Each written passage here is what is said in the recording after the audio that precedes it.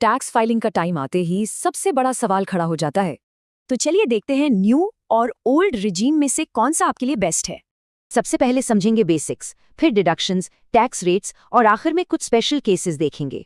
सीधा सा सवाल है, ज्यादा डिडक्शंस के साथ ऊंचे टैक्स रेट्स या कम रेट्स बिना डिडक्शंस के।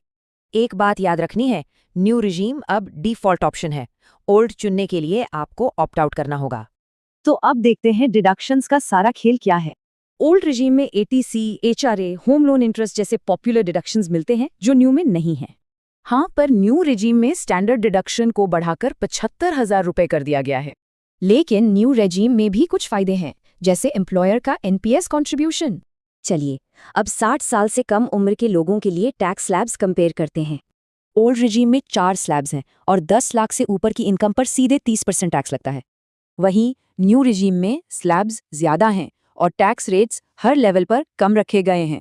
अब कुछ खास बातों पर ध्यान देते हैं, जैसे कि सीनियर सिटीजन्स के लिए क्या है। ओल्ड रिजीम में एग्जेम्पशन लिमिट ज्यादा है, पर न्यू रिजीम में 7 लाख तक की इनकम पर कोई टैक्स नहीं है। एक और कॉन्सेप्ट है मार्जिनल रिलीफ। ये हाई अर्नर्स के लिए एक सेफ्टी नेट की तरह काम करता है। मतलब सबसे ज्यादा कमाने वालों के लिए न्यू रिजीम का सरचार्ज रेट काफी कम है। तो अब आते हैं सबसे बड़े सवाल पर, आखिर चुने कौन सा। टैक्स पेयर डेटा देखें तो कोई क्लियर विनर नहीं है, ये इनकम पर डिपेंड करता है।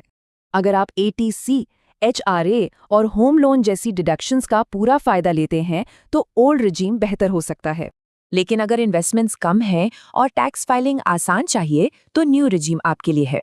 और सैलरीड लोगों के लिए अच्छी बात यह है कि ये फैसला परमानेंट नहीं है, आप हर साल स्विच कर सकते हैं। तो बेस्ट तरीका यही है कि आप दोनों रिजीम्स में अपना टैक्स कैलकुलेट करें। पर सवाल ये है कि क्या भविष्य में हमें एक ही सिंपल टैक्स सिस्टम देखने को मिलेगा।